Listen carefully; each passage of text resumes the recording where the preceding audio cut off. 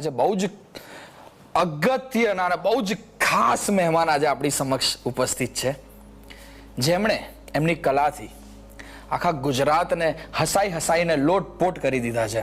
આવો તમને સૌને મળાવું હાસ્ય કલાકાર અમારા પરમ મિત્ર શ્રી હરપાલસિંહ ઝાલા. બાબુ જય માતાજી. જય માતાજી. કેમ છો? આનંદ મંગલ. અમે ઘણા સમયથી તમારી જોડે ફોન ઉપર લાગેલા હતા કે પ્લીઝ તમે તમારો ટાઈમ આપો, અને તમારા બિઝી સ્કેડ્યુલમાંથી તમે આજે ટાઈમ કાઢ્યો છે, તેના માટે ખૂબ ખૂબ આભાર બાપુ. Thank you. બાબુ, હાસ્ય આ એવી વસ્તુ છે જ્યારે તમે ગમે તેટલા ટેન્શનમાં હો, પણ જ્યારે તમે કહે ને બધી તકલીફો દૂર કરી નાખે, એનું નામ છે હાસ્ય. તો કઈ રીતે તમે આ ફિલ્ડમાં આવ્યા કે ના મારે ના ડૉક્ટર બનવું છે, ના મારે જે પણ ક્રિકેટર બનવું છે કે કંઈ પણ સો એન્ડ સો, ના મારે હાસ્ય કલાકાર જ બનવું છે, તે કઈ રીતે તમે આ ફિલ્ડમાં આવ્યા? જી, એક નાની એવી ઉક્તિ દ્વારા કહીશ કે આ અહીં પહોંચ્યા પછી હવે એટલું સમજાય છે, કોઈ કાંઈ કરતું નથી, આ તો માલિકની મરજીથી થાય છે. વાત એવી હતી કે 31 ડિસેમ્બર 1999 અને કોલેજ કાળના NSS કેમ્પમાં ઈસનપુર મગોડી ખાતે 2000ની સાલને વેલકમ કરવાનું અને એના રંગારંગ કાર્યક્રમો કરવાના. એમાં અમારા કોઓર્ડિનેટર ઓફિસરે ધરાર કીધું કે ભાઈ કાઠિયાવાડનો છું, તને કાંઈ દુહા છંદ ભજન કીર્તન આવડે છે? મેં કીધું સાહેબ કાંઈ આવડતું નથી. એટલે એમણે કીધું કે ભાઈ કાઠિયાવાડનું તે નામ બોરાયું કે મેણું કોઈને મારીએ ને મેણું માથાનો ઘા ને અમે લાકડીના માર્યા ન મરીએ અને મેણાના માર્યા મરીએ. આ એક મેણું વાગ્યું ને હોહર મોહર નીકળી ગયું. એટલે પછી મેં એમ કીધું કે મને વન્યચંદનો વરઘોડો મારા માનસ કલાગુરુ શ્રી શાહબુદ્દીન રાઠોડ સાહેબનું આ એક થોડું ઘણું આવડે છે. મને કે ગગા ચડી સ્ટેજ માથે અને કર ધૂપધપાટી. અને આમ આ હાસ્ય જગતની અંદર મારું પહેલું પગરણ થયું. વાહ વાહ વાહ. બાપુ, આપે ઘણા બધા શોઝ કર્યા, લાઈવ પ્રોગ્રામ્સ કર્યા, એકાદો કિસ્સો એવો કોઈક જે તમને આખી જિંદગી યાદ રહેવાનો છે, એવું કોઈક શેર કરો. જી, કલાકાર માટે આ વસ્તુ જસ્ટિફાઈ કરવામાં તો બહુ અઘરું થાય, એ તમે બી ફેસ કરતા હશો ને અમે બી ફેસ કરીએ.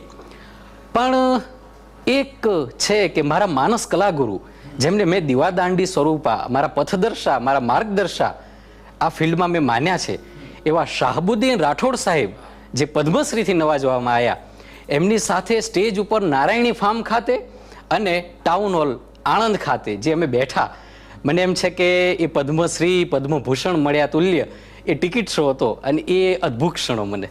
બાપુ, કલર્સ ગુજરાતી ચેનલ એના ઉપર તમે ખડખડાટ શો કર્યો, પછી દૂરદર્શન ગિરનાર ઉપર હા મોજ હા શો કર્યો, તમે સ્ટેજ ઉપર પણ લાઈવ એન્કરિંગ કરો છો. તો લાઈવ એન્કરિંગ અને શોની એન્કરિંગ શું ડિફરન્સ છે બંનેમાં? વાહ, ખૂબ સુંદર પ્રશ્ન કર્યો. અને કહે છે ને કે હૃદયની વાત હૈયેથી હોઠ ઉપર લાવવામાં તમે મદદગાર થયા. અને જે મારે આ જગતને કહેવી છે, વાત એવી છે કે શ્રીદત્ત વ્યાસ અને અંધજન મંડળ ખાતે મારું પહેલું શૂટિંગ, કેમેરા સામે હું પહેલી વાર બેઠો હતો સાહેબ, અડધી કલાક મથ્યો છતાંય 5 મિનિટનું આઉટપુટ ના નીકળ્યું. અને ઓલરેડી હું ત્યારે પરફોર્મ તો કરતો જ હતો, હજારોની ભીડમાં હું 2 કલાક બોલતો હતો અને કેમેરા સામે હું અડધી કલાક ના ટકી શક્યો, જેમાંથી 5 મિનિટનું આઉટપુટ ના નીકળ્યું. એટલે આ ડિફરન્સ છે. ઓલ ઇન્ડિયા રેડિયો આકાશવાણીમાં તમે શો કર્યો, કેવું ફીલ થયું જ્યારે ત્યાંથી તમને ફોન આવ્યો કે તમારે આ શો કરવાનો છે? જી, ખૂબ જ આનંદ થયો. પણ શ્રોતા મિત્રોને મારે એટલું કહેવું છે કે ક્યારેય નાસીપાસ ના થવું. 2016માં જ્યારે કહે છે ને કે નવી વહુ 2 વાર વધારે પગે લાગે, એટલે જ્યારે શરૂમાં હું નવોદિત કલાકાર હતો અને પગરણ કરતો હતો, ત્યારે મેં સામેથી આ રેડિયો સ્ટેશનનો કોન્ટેક્ટ કર્યો હતો. હું ગયો અને ફરજ પરના જે તે અધિકારીએ મને રિજેક્ટ કર્યો. અને 2022માં ત્રિલોકભાઈ સંઘવી સાહેબે ત્યાં આગળ એક સાહિત્ય ટોક શોની અંદર 19 મિનિટ અને 42 સેકન્ડ ફાળવી. એટલે આટલો અંતર થાય છે નામાંથી હામાં પરિણમતા. એટલે ક્યારે નાસીપાસ ના થવું જોઈએ. વાહ બાબુ, કોમેડી, હાસ્ય, આપ એક હાસ્ય કલાકાર છો. અત્યારે હાસ્યના પણ અલગ અલગ રૂપ આવી ગયા છે. સ્ટેન્ડઅપ કોમેડી અલગ થઈ ગઈ છે. સ્ટેજ શો જે કોમેડી કહેવાય છે કે લાખોની ભીડમાં પરફોર્મ કરવું, તો શું ડિફરન્સ છે એ કોમેડીમાં અને અત્યારે જે યુથ, જે યંગસ્ટર્સ જે સ્ટેન્ડઅપ કોમેડી કરી રહ્યા છે, શું ડિફરન્સ છે બાપુ એમાં? ખૂબ સુંદર પ્રશ્ન અને પૂછવા લાયક પ્રશ્ન કર્યો. સ્ટેન્ડઅપ કોમેડીમાં આજકાલ વલ્ગારિટી વધી ગઈ છે. દ્વિભાષી લેંગ્વેજ, ડબલ મિનિંગના શબ્દો, એટલે કદાચ બાપ અને દીકરી, દીકરો અને મા જોડે બેસીને ના સાંભળી શકે. જ્યારે અમને બહુ ગૌરવ છે કે શુદ્ધ સાત્વિક હાસ્ય શૈલીએ, કાઠિયાવાડી તળપદી ભાષાએ ગામઠી શબ્દોને વણતા હજારોની ભીડમાં અને ઇવન નકરા લેડીઝ ગ્રુપોની અંદર બેસીને તે 2-3 કલાક ધડબડાટી બોલાવી શકાય છે, છતાંય તે કોઈનો જીવ હા ધમણ નથી રહેતો. આ ડિફરન્સ છે. વાહ બાપુ, તમારી પર્સનલ લાઈફ વિશે જાણવા માંગીશું કે તમારી ફેમિલીમાં કોણ કોણ છે અને તમે બિઝી સ્કેડ્યુલમાંથી ફેમિલીને ટાઈમ કઈ રીતે આપો છો? કેમ કે એક બાજુ તમારા શોઝ ચાલુ હોય છે, બીજા બાજુ તમે કોલેજમાં તમે સર્વિસ આપો છો, તો એ કઈ રીતે મેનેજ કરો છો તમે? એક ઉક્તિ દ્વારા જ કહીશ કે આ અહીં પહોંચ્યા પછી હવે એટલું સમજાય છે કે કોઈ કાંઈ કરતું નથી, આ માલિકની દેન છે ને આમ તેમ ફાફા મારવાનું રવા દે અભાગી જીવ, તું લખ્યા વિધિના લેખ ક્યાં મિથ્યા થાય છે. પ્રભુ, વાત એવી છે કે શોખને પોષતા હાસ્ય જગત ક્ષેત્રે જે કાંઈ થયું એ કર્યું, એ મેં મારા શોખ પૂરતું કર્યું. પણ અર્થોપાર્જન બાબતે મારા બાળકોનું, મા બાપનું અને પત્નીનું અને મારા પેટનો ખાડો પૂરો કરવો એ મારું કર્મ છે. એટલે એ હું સવારના પોરમાં ઉઠીને કોલેજે જતો રહું છું. જ્યારે ટાઈમ મળી જાય છે ત્યારે આ નાના પ્રકારના શો, ક્યાંય લખાણ કરવું છે, ક્યાંય એન્કરિંગ કરવા જવું છે, તો આ બધું થઈ જાય છે. અને મેનેજ તો નથી થતું. આ ફિલ્ડમાં આપ છો એટલે તમને વધારે સારી ખબર હશે. અને શ્રોતા મિત્રોને તે જ્યારે આ સ્ટેજ ઉપરથી બનાયેલી ડીશ પીરસવામાં આવે છે ત્યારે એમને ખાવાની મજા આવે છે, પણ એમને એ નથી ખબર કે આની પાછળ કેટલા કલાકો, માનવ કલાકો આની પાછળ રોકાયેલા છે. પણ મેનેજ થઈ જાય છે. બાપુ, આજે આપ અહીંયા આવ્યા છો તો એનો લાવો તો અમારે લેવો પડે. તો જો એકાદ કંઈક તમારો ફેવરેટ જોક થઈ જાય દર્શકો માટે. જી જી જી જી અહીંયા પ્રોગ્રામ આપવા માટે નીકળ્યો એટલે મારી પત્નીએ મને એમ કીધું કે ક્યાં જાઓ છો? મેં કીધું ભાઈ, સુંદર મજાનું પ્રયોજન છે, મલ્લી સાહેબે ધ ગુજ્જુ ટોક શો ની અંદર મને ઇન્ટરવ્યુ લેવા માટે બોલાવ્યો છે, ત્યાં જઉં છું. મને કે ધ્યાન રાખજો કોઈ છેતરી ના લે. મેં કીધું 20 વર્ષ પહેલા તમારા બા બાપુજીએ પ્રયત્ન કર્યો હતો.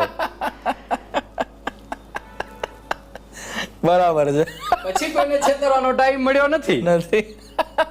વાહ વાહ વાહ બાબુ, સવારથી શૂટિંગ્સ કરી રહ્યા છીએ, થાક લાગ્યો છે, પણ આ એક જોકમાં બધી થકાન ઉતરી ગઈ. કારણ કે હાસ્ય એક દવા છે. જી, તમે ગમે તેટલા ટેન્શન્સમાં હો, સ્ટ્રેસમાં હો, પણ જો એ કોમેડી વિડીયો બી જોઈ લેશો ને, મજા આવી જશે. તો હું ચાહું છું કે તમે આપણા દર્શકોને કહો કે હાસ્ય લાઈફ માટે કેટલું જરૂરી છે. કેમ કે અમુક લોકો લાઈફના આ બધા પ્રોબ્લેમ્સમાં ક્યાંક ને ક્યાંક હસવાનું ભૂલી ગયા હોય છે. તો જો કદાચ તમારા આ વિડીયોથી એ લોકો મોટિવેટ થાય, તો તમે શું કહેવા માંગશો? जी बिल्कुल श्रोता मित्रों, जिनकी मस्ती जिंदा है उनकी हस्ती जिंदा है और हंस के बोला करो, हंस के बुलाया करो, आपका घर है आया जाया करो, मुस्कुराहट तो है जिस्म का जेवर दोस्तों, मुस्कुराना न भूल जाया करो. સાહેબ, હસતા રહીએ ને ખખડતા રહીએ. કહે છે ને કે હસે એનું વસે અને બહુ જાજુ હસે એનું ખસે. પણ એવું કાંઈ છે નહીં. જીવનની અંદર મસ્તી જરૂરી છે.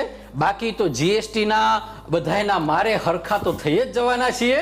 પણ છતાંય તે તમામ દર્શકોને એટલી અપીલ છે કે જીવનની અંદર સાહેબ બહુ ઠૂંઠ બનીને રહેવું નહીં. કારણ કે જે કાંઈ થવાનું છે એ નિયતિએ લખ્યું જ છે, એ થઈને જ રહેવાનું છે.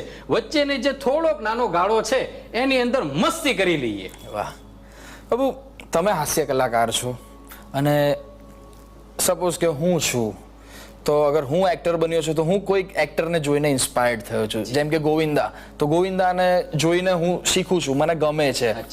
તમે એવા કયા હાસ્ય કલાકારથી ઇન્સ્પાયર્ડ થયા અને તમે એ દિવસે ડિસાઈડ કર્યું કે ના, હવે આપણે આ જ ફિલ્ડમાં જવું છે? કોઈક તમારો ફેવરેટ હોય? જી જી જી એવું કોઈક?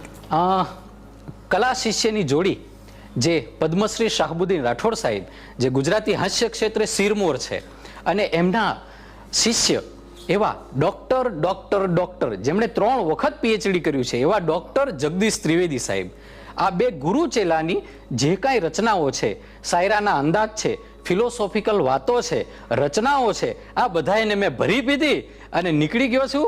આજે આપ બંધુઓના રૂડા સાથ સહકારે ધ ગુજ્જુ ટોક શો ના માધ્યમ સુધી પહોંચી ગયો છું. વાહ બાબુ, ઘણા બધા શોઝ કર્યા, લાઈવ પરફોર્મન્સીસ કર્યા. નેક્સ્ટ પ્રોજેક્ટ્સ કયા છે? શું કોઈ લાઈવ શો છે કે પછી કોઈ ફિલ્મમાં તમે જોવા મળશો, કોઈ પ્લાનિંગ્સ ફિલ્મના, કે તમે ફિલ્મમાં અમને દેખાશો, એવું કોઈ નેક્સ્ટ પ્રોજેક્ટ્સ શું છે?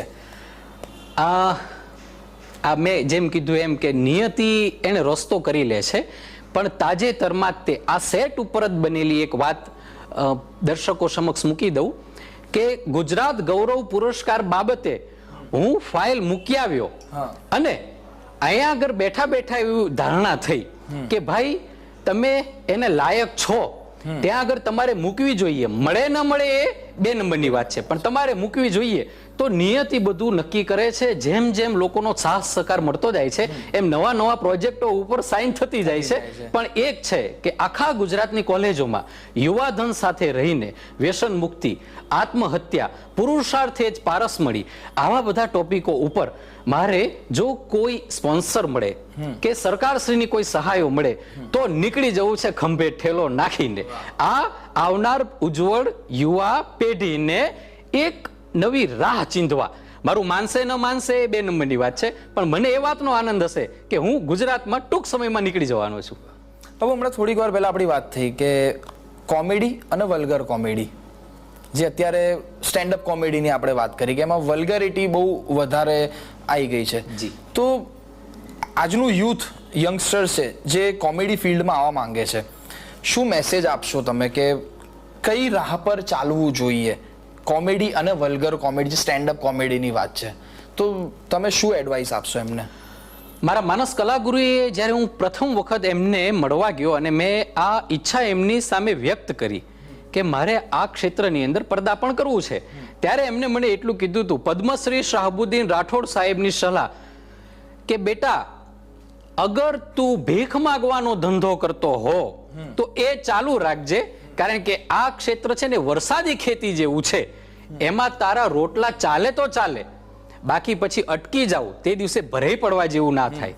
બીજું કે માબેન દીકરીઓની લાજ મર્યાદા ન લોપાય એમ હળવું હાસ્ય સર્જજે ને રજૂ કરજે, પણ માનો આમ નથી થાતું તો તારા તો ઠીક, પણ મને માનસ કલાગુરુ કહીને મારા ધોળામાં ધોળ ના નાખતો.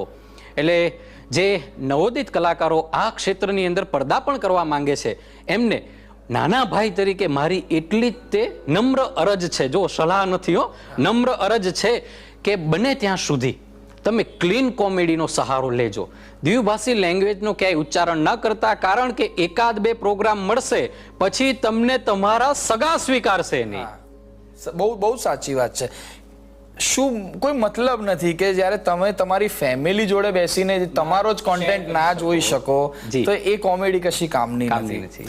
બાબુ, તમે ઘરે જાઓ છો, લેટ થઈ ગયું છે, ભાભી છે રિસાઈ ગયા છે, ત્યારે શું કરો છો?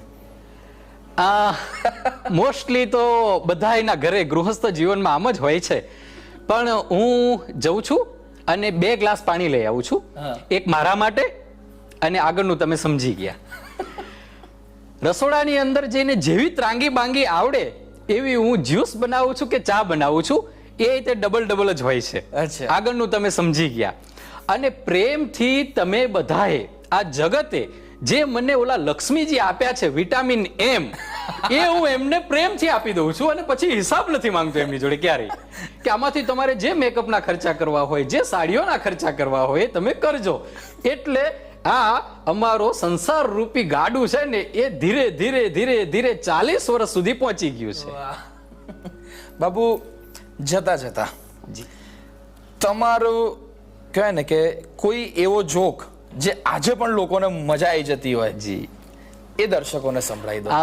જોક નહીં પણ એક એવી નાની એવી હાસ્ય કવિતા જેવું છે અને એ મારા તકિયા કલામ છે જેનાથી વિજયભાઈ રૂપાણી સાહેબ અને એમ કહેવાય કે અત્યારના જે તત્કાલ આપણા છે સીએમ સાહેબ અથવા તો પછી અરવિંદભાઈ વેગડા સાહેબ છે, પ્રજ્ઞેશભાઈ મલ્લી સાહેબ છે કે વોટેવર જે કોઈ મને મળ્યા છે તમામ એ બધાય મને એ નામથી એ તકિયા કલામથી ઓળખે છે. એ જરા રજૂ કરી દઉં કે ધંધે લગાડે એવું ધાંગધ્રા અને પાદર મોટા પાણા કોંઢેશ્વરને કેશવો નાથને માં શક્તિનું ધામા કે ચોટીલા રૂડું ધામ છે જ્યાં નિરોડો તરણે તરિયો મેળો સોમપુરાની વાત નો થાય અને જગદીશ શાહબુદ્દીનનો હાસ્ય વરઘોડો કે નામ ઠામ જો પૂછશો તો કહીશ હસતો ને હસાવતો હું ઝાલાવાડી હરપાલ સિંહ ઝાલા.